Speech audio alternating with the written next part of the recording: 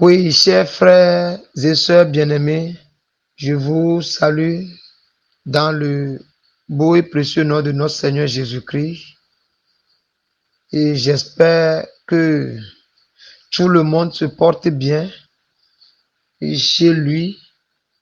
Nous bénissons le Seigneur en ce moment pour l'occasion qu'il nous a accordée d'entamer la deuxième étape de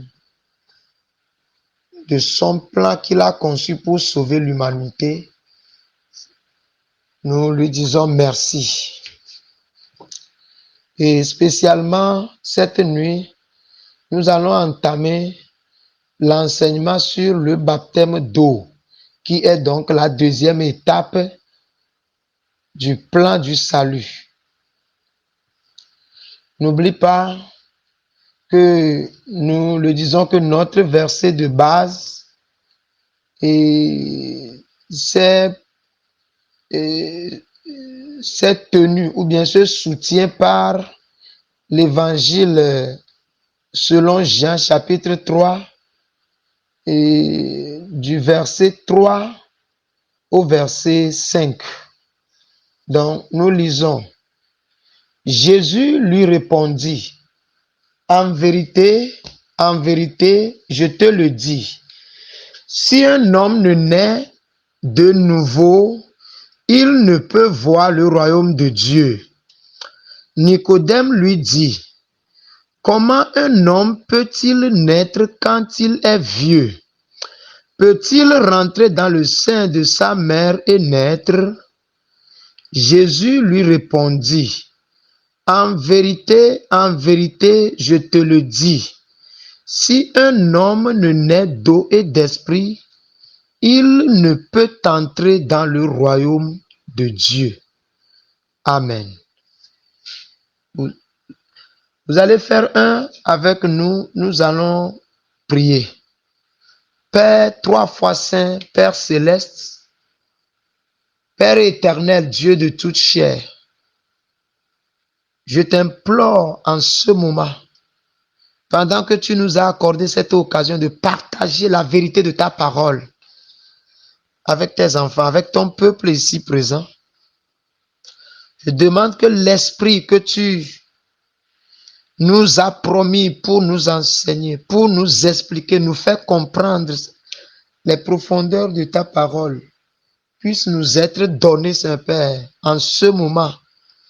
Saint-Esprit, viens nous accompagner afin que tu puisses nous illuminer. Fais en sorte que les écailles tombent de dessus nos yeux cette nuit et permets que nous soyons plus éclairés et que nous nous approchions plus de toi. Seigneur, souviens-toi que tu nous as dit que nous connaîtrons la vérité et la vérité nous affranchira. Permets que ta vérité puisse nous affranchir afin que ton peuple ne se perde pas. Tu l'as dit, mon peuple périt par faute de connaissance. Nous voulons que tu nous accordes la connaissance cette nuit, afin que la perdition s'éloigne de nous au nom de Jésus-Christ. Prends en sorte, Saint-Père, tout au contrôle, afin que tout autre esprit, autre que le Saint-Esprit, soit écarté, Saint-Père, de tout ce moment. Toute la période de l'enseignement est mise sous ton contrôle au nom de Jésus-Christ. Amen. Donc, bonsoir, chers bien-aimés, et toi qui m'écoutes en ce moment.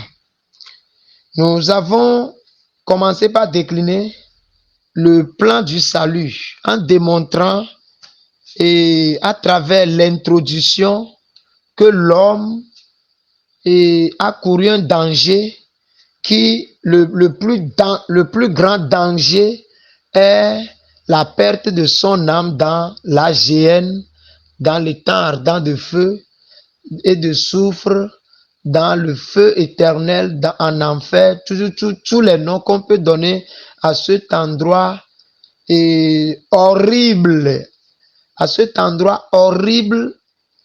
et qui est normalement réservé à Satan, mais qui finira par être atteint par les âmes de ceux qui sont rebelles à Dieu.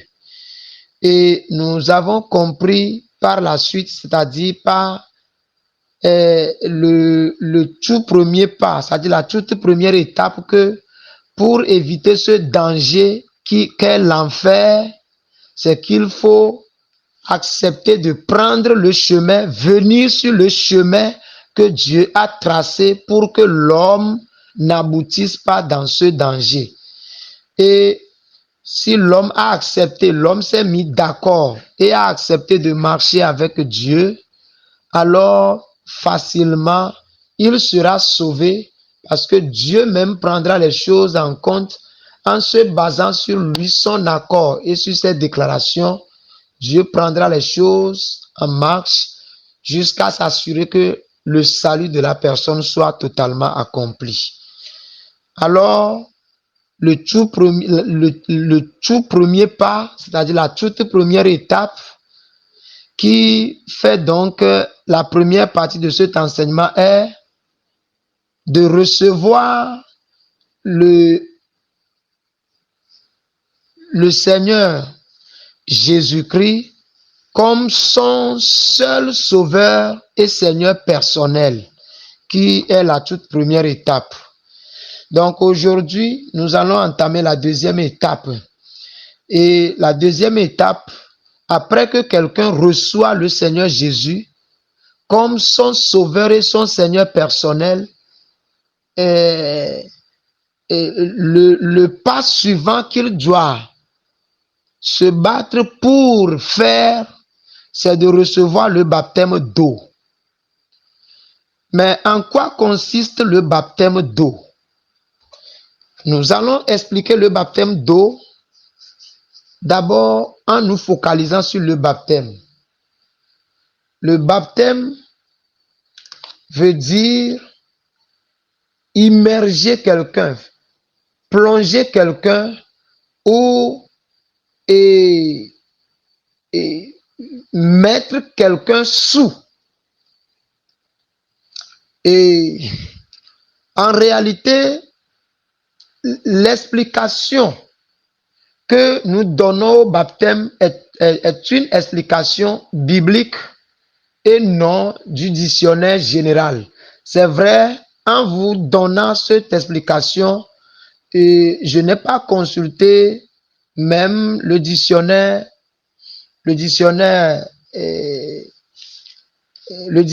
général, mais je me suis basé plutôt sur le dictionnaire biblique. Donc, en étant dans le cadre biblique, nous comprenons que le baptême vient du terme baptismo, qui veut dire immerger, plonger, mettre sous. Et quand on dit baptême d'eau, donc cela veut dire immerger la personne dans l'eau, plonger la personne sous l'eau et cacher la personne dans l'eau. Donc, automatiquement, le baptême regorge un mystère de Dieu, puisque c'est Dieu lui-même qui est l'initiateur du baptême. Donc, bien que le baptême qui concerne le salut ici s'appelle plus spécifiquement le baptême de Jésus-Christ, nous allons voir dans la Bible qu'il y a eu différents baptêmes. Donc, nous allons nous appesantir ici plus sur le baptême qui nous sauve.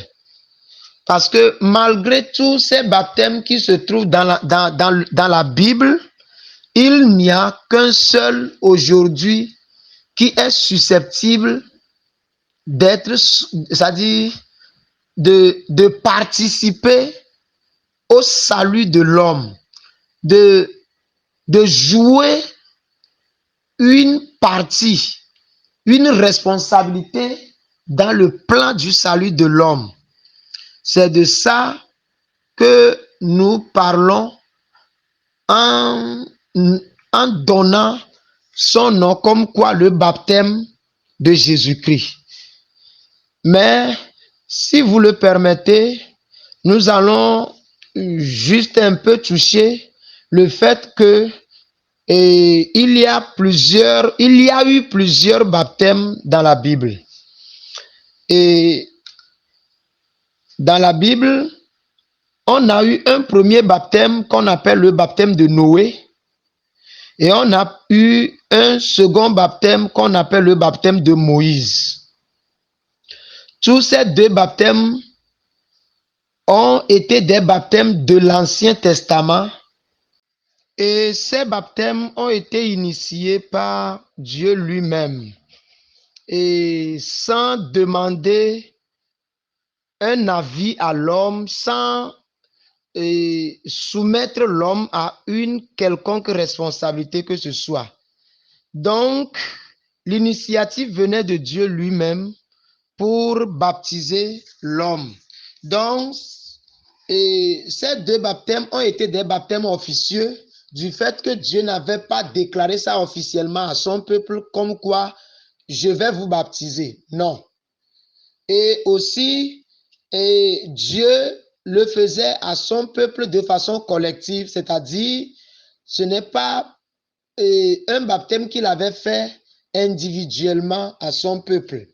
Donc le baptême de Noé, vous allez le voir dans 1 Pierre et chapitre 3, le verset 18, du verset 18 au verset 21, et le baptême de Moïse, vous allez le voir dans 1 Corinthiens chapitre 10, du verset 1 au verset 2.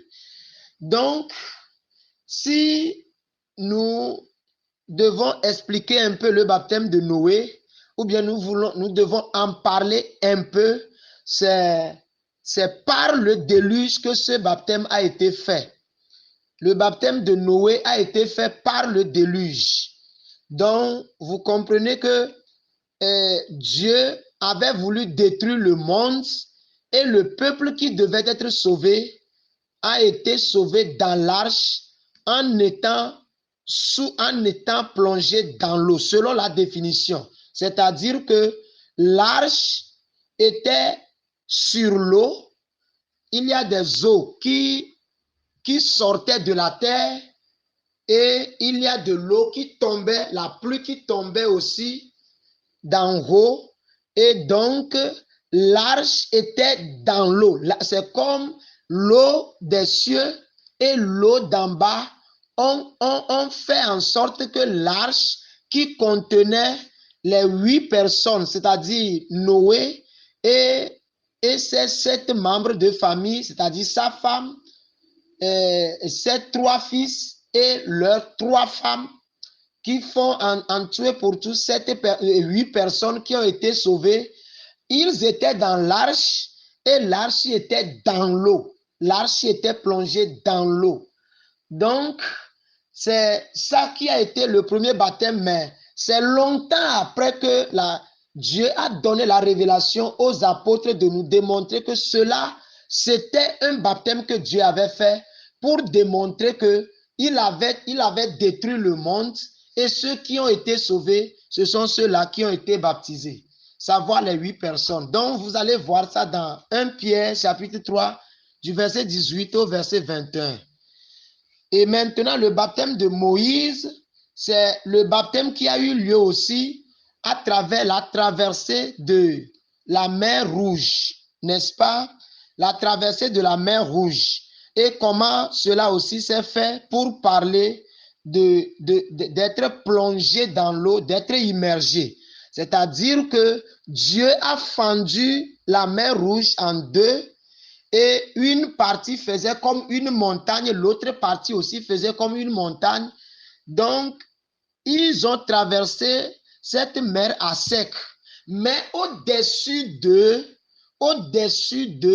se trouve la nuée qui est aussi une forme d'eau qui les a englobés. Donc, de part et d'autre, et même jusqu'en haut, ils sont immergés dans cette eau. Le peuple qui quittait l'Égypte, le peuple de Dieu qui quittait l'Égypte pour se rendre à Canaan, c'est-à-dire à la terre promise. Donc, voilà les deux baptêmes de l'Ancien Testament et qui ont été faits sans l'officialiser et qui n'avaient pas été faits de façon individuelle. Donc, c'est Dieu lui-même qui s'est pris sur lui de faire à sa seule connaissance ce baptême qui avait eu lieu dans l'Ancien Testament. Mais tous ces baptêmes ont eu leur effet seulement dans la connaissance de Dieu. Après, dans le Nouveau Testament maintenant, on trouvera deux autres baptêmes. Et le tout premier, c'est le baptême de transition, c'est-à-dire le baptême de Jean-Baptiste. Donc, lui personnellement, Dieu connaissant l'importance du baptême, va maintenant officialiser le baptême. Donc, en envoyant une personne de façon spéciale, en lui donnant cela comme une mission. C'est cette personne qui viendra et fera quoi? Qui va commencer par demander aux gens de prédisposer leur cœur parce que Dieu veut sauver le monde. Et ceux qui accepteront être sauvés, ceux qui accepteront que quand le salut de Dieu va venir, ils vont accepter se mettre sur le chemin de ce salut, viendront et témoigner de cette décision de façon personnelle à travers le baptême. D'accord? D'où Jean-Baptiste reviendra. Jean-Baptiste sera le missionnaire en quelque sorte devant le Seigneur Jésus-Christ pour faire quoi? Pour recevoir la responsabilité personnelle, une mission personnelle de baptiser les gens afin de les prédisposer à la venue du Seigneur Jésus-Christ. Donc, Jean-Baptiste est donc le précurseur du Seigneur Jésus. Mais il a été en même temps la personne ordonnée, envoyée pour le baptême de façon officielle.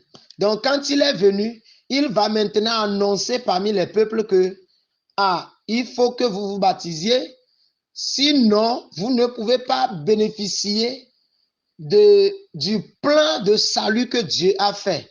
Et quand il vient en ville, après avoir prêché aux gens, après avoir prêché parmi les agglomérations, il s'en va rester auprès du Jourdain afin que ceux qui acceptent, ceux qui ont reçu son message, le rejoignent auprès du Jourdain et là, tous deux, ils rentreront dans l'eau et c'est là où il les baptisait.